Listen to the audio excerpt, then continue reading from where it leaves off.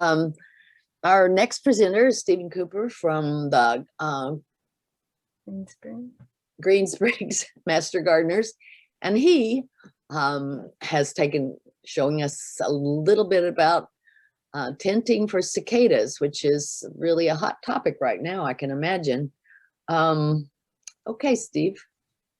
Thanks, Karen. Thanks, Yvonne. Good afternoon, everybody. I just want to take a few minutes as we close up on this particular session to specifically focus on the one passive way to prevent significant damage to trees, specifically by the brood 10 cicadas. Next chart, please.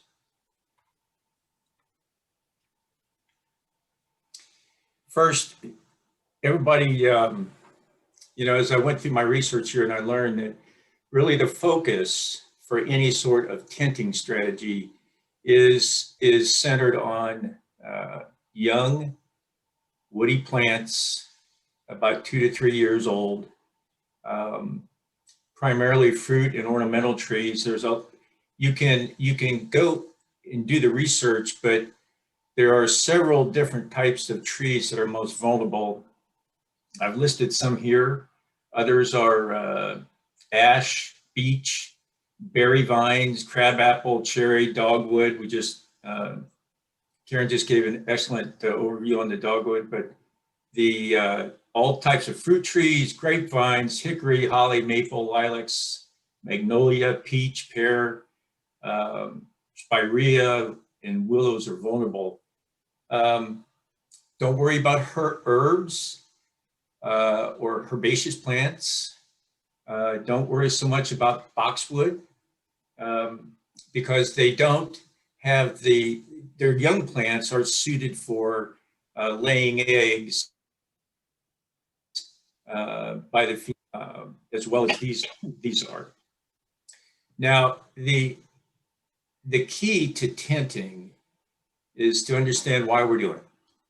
And you want to use your tenting strategy to prevent the slit damage to the young wood of these specific woody plants, because the slit itself as it's healing, there may be some dieback that will weaken that particular limb long term and cause it to droop.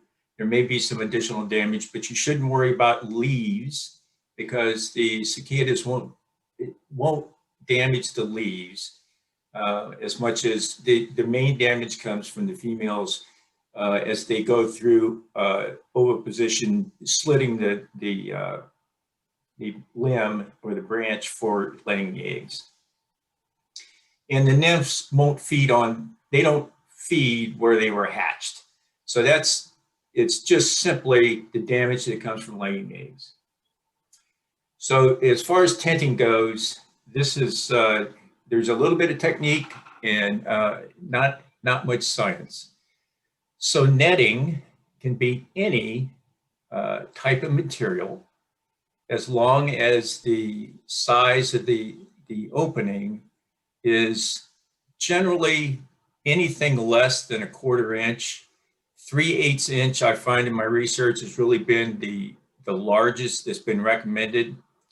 And the idea is to prevent the female cicadas from reaching the wooded part of the tree.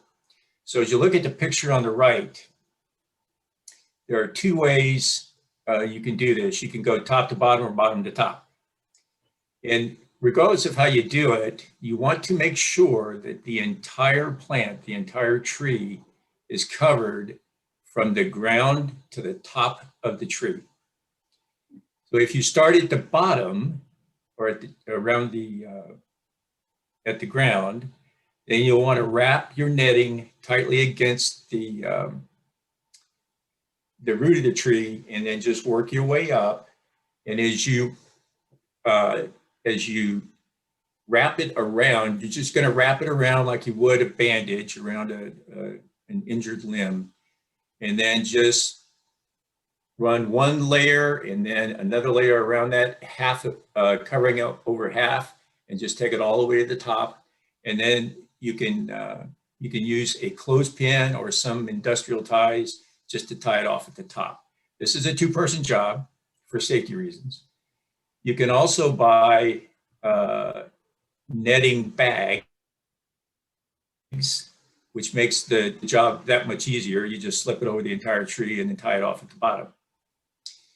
The net should be snug against the tree, but it shouldn't be so tight that you're bending the branches down, that you're snugging the tree down in there. It just needs to be tight enough so that the cicadas can't get in there and can't lay their eggs.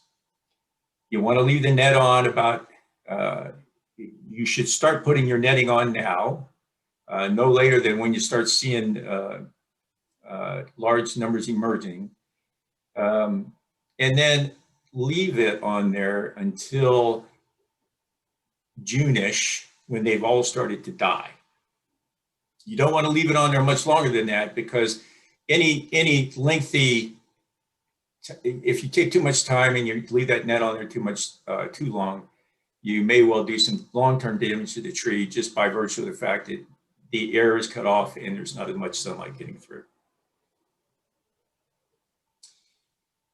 I think the best thing to do is understand, one, which plants are going to be vulnerable in your yard.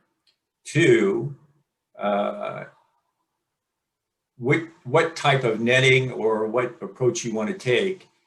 And then three, just make sure that you manage this. And if it's not working, then you may have to take some other preventive steps. But tenting is straightforward. It's passive, and it does have benefits. So can I answer any questions? I haven't, oh, my own, yes. I haven't seen any questions here. Do we have any questions? Steve, did they, I mean, mainly you would be concerned about small trees, right? Yeah, yes. Yes, when I say trees, 2 to 3 year old young trees. Okay. And Karen, what the research said, the University of Maryland specifically, they're going to look for branches or limbs that are about the same circumference as a pencil, because that gives them more surface and more wood to cut the slit and lay their eggs. And as far as buying netting, just Google cicada netting, and you can get it from anywhere from $9 to unbelievably $250. Wow. So if you have tulle laying around, if you have any other sort of netted material that meets. So how long are they gonna, how? It's the 3/8 inch or less, not a matter of what it's made of. The cicadas are gonna be around for 2 or 3 weeks? Right. No, they actually, the expectation is that they'll be here from just now until they should start dying off in mass in late June. So it depends on where you live. So some folks may be blessed until July. Mm-hmm. We've just had another question come in. That's around inhibiting growth on fruit trees, particularly figs and elderberry. And will that stop any fruiting this year? So No, yeah, thank you, Margaret. No, you should not see any damage or inhibiting of growth for that period of time. But as I was saying earlier, once the cicada season is over, get that netting off. It's not doing you any good at that point. Your plant will be fine, but don't leave that netting on. Once you see the cicadas are dying down in your particular area and you you're comfortable, take it off.